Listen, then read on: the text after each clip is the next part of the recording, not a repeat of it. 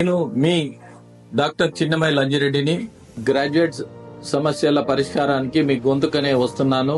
మీ మద్దతు నాకు అందించి నా అభ్యర్థిత్వాన్ని బలపరిచి మొదటి ప్రాధాన్యత ఓటు వేసి గెలిపించాలని ప్రార్థిస్తున్నాను. భారత్ మాతాకి జై.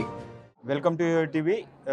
గ్రాడ్యుయేట్ అండ్ టీచర్స్ ఎమ్మెల్సీ ప్రచార నిమిత్తం కరీంనగర్కు మాజీ ఎమ్మెల్సీ రామచంద్రరావు గారు విచ్చేశారు. ప్రచారం ఎలా కొనసాగుతుంది, అభ్యర్థుల నుండి ఎలాంటి రెస్పాన్స్ వస్తుందని వారి మాటల్లో తెలుసుకుందాం.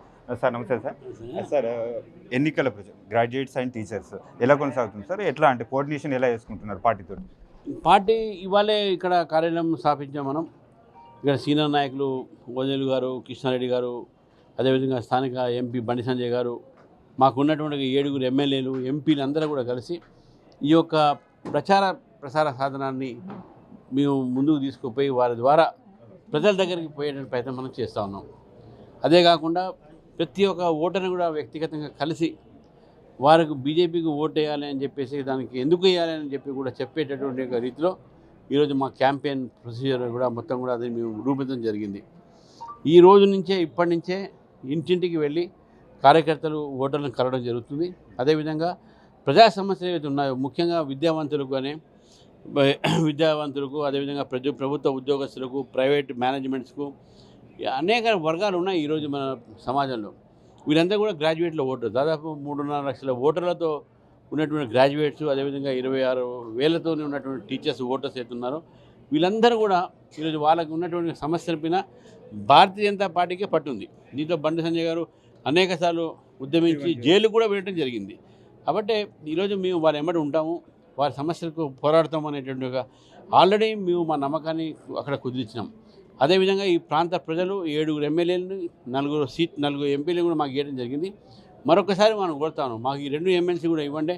ఈ యొక్క ప్రాంత సేవ చేయడానికి భారతీయ జనతా పార్టీకు ఒక అవకాశం ఏంటంటే, మా 2 అభ్యర్థులు కూడా మా సౌమ్యులు, మంచివాళ్ళు, క్లీన్ బ్యాక్గ్రౌండ్ ఉన్నవాళ్ళు, మంచి రాజకీయ అనుభవం ఉన్నవాళ్ళు, వారు ప్రజాసేవలో ఉన్నటువంటి ఒక వారికి అనుభవంతో మీ అందరికీ సేవ చేసే అవకాశం ఇవ్వని చెప్పేసి కూడా కోరుతా ఉన్నాను. ఓకే, అంటే ఇప్పుడు రాష్ట్ర ప్రభుత్వం ఏర్పడి కాంగ్రెస్ వచ్చి ఏడాదికి పైగా అవుతుంది.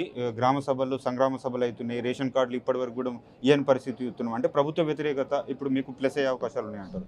100% ప్రభుత్వ వ్యతిరేకత డెఫినెట్గా భారతీయ జనతా పార్టీకి అది అవకాశం ఉంటుంది. ఎందుకంటే టీఆర్ఎస్ని చూశారు, టీఆర్ఎస్ ఏం చేయదు, ఆల్రెడీ వాళ్ళు అనుభవించారు, మొత్తం ఏం చేయాలో చేసుకున్నారు. ఇప్పుడు కాంగ్రెస్ పార్టీ అదే రీతిలో పోతూ ఉంది.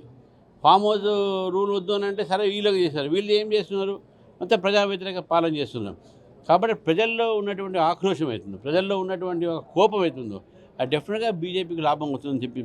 అదే కాకుండా నిన్న మోదీ గారు పెట్టినటువంటి బడ్జెట్లో కూడా ఇక్కడ ప్రభుత్వ ఉద్యోగస్తులకు 12 పైసలకు అయితే ఇన్కమ్ ట్యాక్స్ వారికి ఏదైతే ఊరట వచ్చిందో, అప్పుడు అది చాలా పెద్ద ఉంటుంది. అనేక మంది 5 లక్షలు చేస్తారు, 6 లక్షలు చేస్తారు, 10 లక్షలు చేస్తున్నారు. కానీ 12.75 లక్షల ఒక సంబంధించినటువంటి ఒక ఇన్కమ్ ట్యాక్స్ కన్సెషన్ అవుతుందో, రిబేట్ అవుతుందో, దీని మీద చాలామంది సాలరీడ్ క్లాసెస్ మనకు వారి ఒక జీవితాల్లో వెలుగు వస్తుంది. వారికి ఆర్థికంగా కొంత వాళ్ళు బడబడేటటువంటి అవకాశాలు ఉంటాయి. కాబట్టి కిసాన్ క్రెడిట్ కార్డు ఫార్మర్స్ కానీ, విద్యార్థులకు, అదే న్యూ ఎడ్యుకేషన్ పాలసీ ద్వారా కానీ అనేకమైనటువంటి కార్యక్రమాల ద్వారా ఈరోజు ప్రజల్ని ఉద్దేశించినటువంటి ఈ యొక్క బడ్జెట్ ఉంది కదా, అది కూడా భారతీయ జనతా పార్టీకి మంచిగా జరుగుతుందని చెప్పేసి కూడా నేను భావిస్తున్నాను. ఒక్కటి చెప్పండి సార్, ఇప్పుడు బీఆర్ఎస్ పార్టీ పరిస్థితి ఎలా ఉంది? ఇప్పటివరకు అభ్యర్థిని కూడా ప్రకటించలేదు. అసలు పోటీలో ఉంటుందా, ఎలా ఉంటుంది? పోటీ కాంగ్రెస్ వర్సెస్ బీజేపీ ఉంటుందా, బీఆర్ఎస్ కూడా రాబోతుందా? బీజేపీతో ఎవరు పోటీ చేస్తారని వాళ్ళిద్దరు నిర్ణయించాలి. బీజేపీ మాత్రం గెలుస్తుందని చెప్పి మేము భావిస్తున్నాను. మాకు వాళ్ళ పోటీయా, వీళ్ళు పోటీయా, వాళ్ళ అభ్యర్థి పెడతారా, వీళ్ళు పెట్టారా, మాకెందుకు? వాళ్ళ పార్టీ వాళ్ళు ఎన్ని కొట్లాడున్నాయి, వాళ్ళకి ఏదో ఒకటి పట్టుకుంటే ఇంకో కాళ్ళు గుంజుతారు. కాబట్టి మాకు వాళ్ళ దర్శనం మనం మాట్లాడే అవసరం లేదు.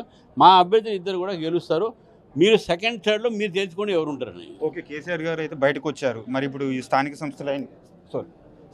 సంస్థల ఎన్నికలపైన ఈ గ్రామ పంచాయతీ ఎలక్షన్స్ కావచ్చు, ఎమ్మెల్సీ ఎలక్షన్ కావచ్చు, ఏమైనా ఎఫెక్ట్ పడే అవకాశాలు ఉన్నాయంటారు? అంటే బయటకు వచ్చిన జైల్లో ఉన్నాయి మనకు. సరే, ఫామ్ హౌస్ వచ్చినా ఎక్కడి నుంచి వచ్చినా ఇప్పుడు వారు వస్తే ఏంది, రాకపోయింది, ప్రజలైతే ఇంటికి పంపించారు కదా, ఇంట్లో వారికి అయిపోయింది. ఇప్పుడు ప్రజలు, తెలంగాణ ప్రజలు కాంగ్రెస్ పార్టీ ఏమి చేయలే, ఉద్యమించలేదు, ఏం చేయలే. ఉద్యమించేంత బీజేపీ. మేము బిర్యానీ వండితే కాంగ్రెస్ పార్టీ తింటుంది అంతే. అందుకే దాని విలువ వాళ్ళకి తెలవట్లే. కాబట్టి ప్రజల్ని వాళ్ళ కష్టాలుగా అట్టే పెట్టిరు. రాగానే గడ్డపర్లేదు ఇల్లు కూలగొట్టడాలు, రైతు బంధు అని చెప్పి రైతు బంధు ఇవ్వకపోవడాలు, నిరుద్యోగ భత్తా ఇస్తా అని చెప్పేసి ఇంత ఒక్క దాని గురించి మాట్లాడకపోవడాలు, ఇవన్నీ మర్చిపోయినటువంటి విషయాలు. ఎవరు? కాంగ్రెస్ పార్టీ. టీఆర్ఎస్ పార్టీ మనం చూసినాం ఏం చేశారు. లక్షల ప్రాజెక్టులలో ఏటీఎంగా మార్చుకునేటువంటి పరిస్థితి మనం చూసినా కానీ ప్రజలకు చేసింది ఏం లేదు. కాబట్టి బీజేపీ మాత్రమే ప్రజా పోరాటాలు చేస్తుంది. ఈ రెండు ప్రభుత్వాలు కూడా మీరు ప్రజలు చూశారు కాబట్టి డెఫినెట్గా బీజేపీకి వాళ్ళు అవకాశం ఇస్తారని చెప్పి నేను భావిస్తాను. రాష్ట్ర అధ్యక్షుడిపై ఎప్పుడు క్లారిటీ వచ్చే అవకాశం ఉంది? లాస్ట్ అదే వస్తుంది. మా పార్టీలో అన్ని క్లారిటీగా ఉంటాయి. అది ఎప్పుడు వస్తే అప్పుడే వస్తుంది. Thank you sir.